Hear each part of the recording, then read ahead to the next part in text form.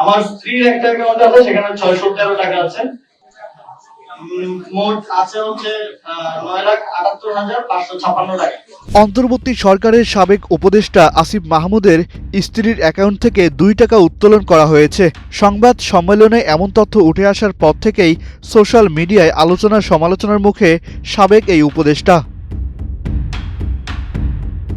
জুলাইয়ের পর বিগত 16 মাসে আসিফ মাহমুদের অ্যাকাউন্টে মোট জমা হয়েছে 85,81,000 টাকা।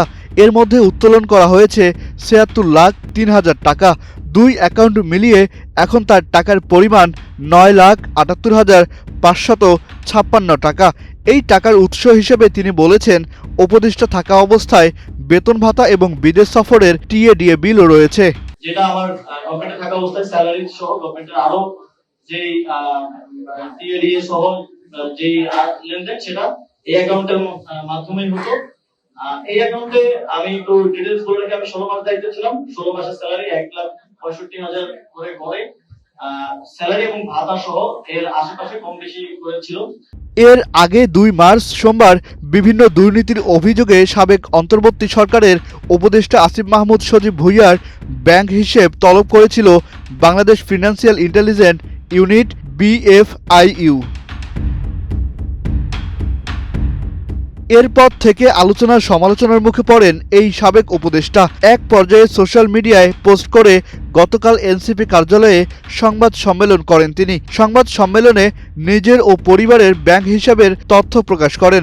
আসিফ মাহমুদের 2টি অ্যাকাউন্ট, তার বাবার 5টি, মা ও স্ত্রীর 1টি করে মোট 9টি ব্যাংক অ্যাকাউন্ট রয়েছে। যে অ্যাকাউন্টে শুধুমাত্র যে টাকাটা এসেছে পুরোটাই সরকারের যে মন্ত্রিপরিষদ বিভাগের একটা সাইট আছে আইবাস প্লাস প্লাস, যেটা দিয়ে মন্ত্রীদেরকে এবং সচিবদেরকে স্যালারি প্লাস অন্যান্য যে ইয়াগুলো দেওয়া হয়, শুধুমাত্র সেখান থেকেই টাকা ক্রেডিট হয়েছে। এর বাইরে থেকে অন্য কোনো উৎস থেকে টাকা ক্রেডিট হয়নি। সোশ্যাল মিডিয়ায় নেটিজেনদের মধ্যে একজন খায়ের খাজা, তিনি তার এক পোস্টে উল্লেখ করেছেন, আসিফ মাহমুদের বউয়ের অ্যাকাউন্ট থেকে মাত্র 2 টাকা উত্তোলন করা হলো। এই 2 টাকা দিয়ে জগতে কি এমন কাজ করলো, জানতে পারলে মনকে একটু সান্ত্বনা দিতে পারতাম। এই পোস্টের কমেন্টে একজন লিখেছে, 2 টাকা কিভাবে উত্তোলন করেছে সেটিও চিন্তার বিষয়। ক্রেডিট আছে 5,47,711 টাকা।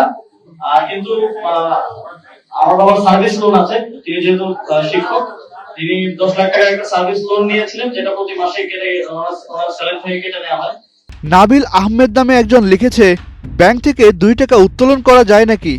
কার্ড বা এটিএম থেকে তুললে সর্বনিম্ন 500 টাকা এবং বিকাশের রকেটে রিচার্জ করলেও সর্বনিম্ন 50 টাকার লেনদেন করতে হবে। আর যদি চেক দিয়ে উঠাতে যান তাহলে চেকের পাতার দামই তো অনেক টাকা।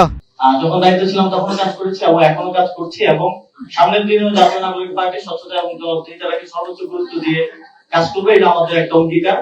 ব্যাংক থেকে 2 টাকা উত্তোলন প্রসঙ্গে বাংলাদেশ ব্যাংকের হটলাইন নাম্বারে কল দিয়ে জানতে চাওয়া হয় 2 টাকা উত্তোলন করা সম্ভব কিনা।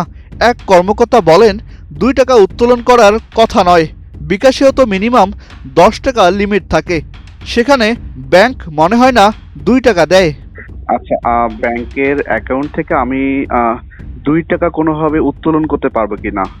চেক, ডেবিট কার্ড আর ফোনের অ্যাপস থেকে হোক, যে কোনো উপায়ে। কয় টাকা? 2 টাকা। শুধু 2 টাকা? জি জি। এটা কি আপনি অ্যাপে ট্রাই করে দেখেছেন?